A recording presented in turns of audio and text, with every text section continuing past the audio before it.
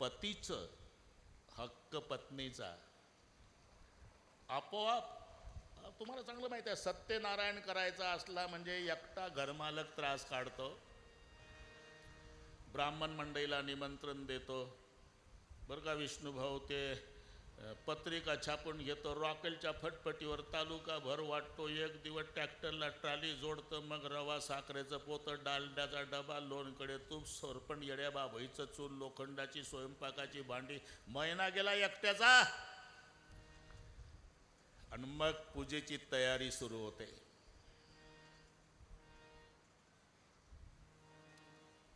ब्राह्मण पुढे म्हणतात, याला माग म्हणावं लागतं. म्हणा, इथे ब्राह्मण नाही ना कोणी, आपलं आपलं म सामोरच आहे. ठीक आहे. म आत्मनः सकलशास्त्र पुराणोक्त फलप्राप्त्यर्थम शांत्यर्थम तुष्ट्यर्थम पुष्ट्यर्थम अप्राप्य लक्ष्मी प्राप्त्यर्थम प्राप्य लक्ष्मी चिरकाल संरक्षणार्थम अस्माकं सकल कुटुंबानां द्विपद चतुष्पद सहितानां क्षम स्थैर्य आयु आरोग्य धन समृद्धी इह जन्मनि जन्मनि जन्मनि जन्मो जन्मांतरेषु. एवढ्या ब्राह्मणाचं लक्ष जातं. मावशी तशा काय बसल्या, हाताला हात लावा. तिनं नुसता हाताला हात लावला तर अर्ध पुण्य गेलं सत्यनारायणाचं. हे 1 महिना रॉकेलच्या फटफटीवर आबदलं तालुकाभर. हात लावल्याबरोबर जातं अर्ध. पण हा कथेपुरता नियम ठेवायचा बरं का. आम्ही कथेत सांगितलं. आणि एकाने काय केलं, रेल्वेच्या प्रवासामध्ये नवरा बायकोत 1 तिकीट काढलं. पुढचं कळलं वाटते तुम्हाला. टीसी आला, तिकीट दाखवलं, बरोबर आहे. अजून 1, बायको आहे माझी, मग काय करू. 14 डब्याची रेल्वे, बऱ्याच लोकांच्या बायकांना मला सांगतो तिकीट काढ. यांचं आधी ठरलं होतं. यानं तिच्याकडे पाहिल्याबरोबर तिनं याच्या तिकिटाच्या हाताला हात लावला. टीसीचं डोकं चाले ना. टीसीनं विचार केला, 20 वर्ष सर्व्हिस करतो, पागल म्हणावं तर तिकीट बरोबर आहे, हाताला हात काय भानगड आहे. काय भानगड आहे, कुठं काय भानगड आहे. बायको आहे माझी. मग मग मग काय करतो, काळ्या कोटवाल्या आमच्या गावच्या ब्राह्मणापेक्षा जास्त झाला तू. तिथं कसं चालतं, अरे ते सत्यनारायण चालतं भाऊ. रेल्वेच्या कायद्यात नाही. राष्ट्र करी पाप राजाने भोगावे, राजयाचे सर्व पुरोहित अशिष्य केले पाप भोगावे, गुरुने स्त्रीचे केले घेणे पुरुषाशी. मग पती जर कथेला आला आणि पत्नी जर सिनेमा बघायला गेली तर होतं काय.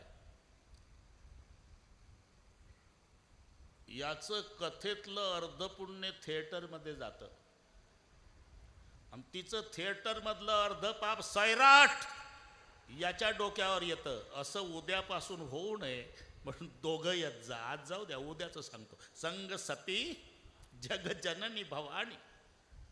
तेव्हापासूनची पद्धत आहे. पती पत्नी दोघांना कथा श्रवण करावी. भगवान शंकरजी आणि सती दोघंही रामायण ऐकण्याच्या उद्देशानं इथे येतात. पूजे ऋषी अखिलेश्वर जाणी. अगस्ती मुनीनं पूजन केलं. महादेवाने अर्थ लावला. ज्याच्याकडे कथा ऐकायची आहे तो वक्ता पूजन करतो. केवढी नम्रता. सतीनं अर्थ लावला. ज्याच्याकडे कथा ऐकायची आहे तोच लागला पाया पडायला घाबरून, काय कथा सांगणार आहे. दोघांनी 2 अर्थ लावले. लक्ष महादेवाचं कथेत लागलं, सतीचं लागलं नाही.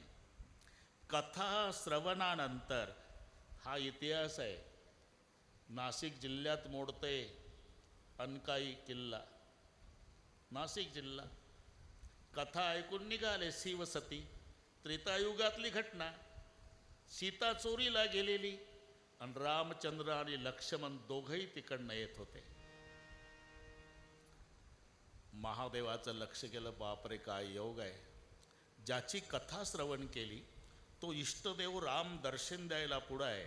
पण आपण जाऊन पाया पडावं तर माझी पत्नी विद्वान बापाची मुलगी आहे. कारण दक्ष का मतलब होता है चतुरता. इथंही डोकं चालवणार आहे की झालं. ते कोण्या गावचं बायकोसाठी रडतं ना आमचा मिस्टर त्याला देव बाप्पा समजून पाया पडतो, आमचाही बुवा बिघडला. असं वाटेल म्हणून पाया पडता आलं नाही, नमस्कार सुद्धा केला नाही. इथं मोठे मोठे महादेव घाबरतात. आदमी कितना ही खतरनाक रहा तो बाहर, घर में आया तो भिगी बिल्ली बन जाता है. बाहेर बाजूला बाजूला बाजूला, साहेब आले साहेब आले साहेब, साहेब घरी आले की म्याव, काही करत नाही. मी महादेवाचं सांगतो, तुमचं चांगलं असेल. दूर गेल्यावर अष्टसात्विक भाव आवरले नाही भगवान शंकराला, त्या दिशेनं हात जोडले आणि महादेवाच्या मुखातून शब्द निघाले, सच्चिदानंद घन परमात्मा की जय हो, जय हो, जय हो. आता सतीला राहवलं नाही. वो खोई हुई चीज ढूंढ रहा और आप 3-3 बार सच्चिदानंद घन परमात्मा जय हो जय हो जय हो कहते हो. वो कौन है? जो सुख था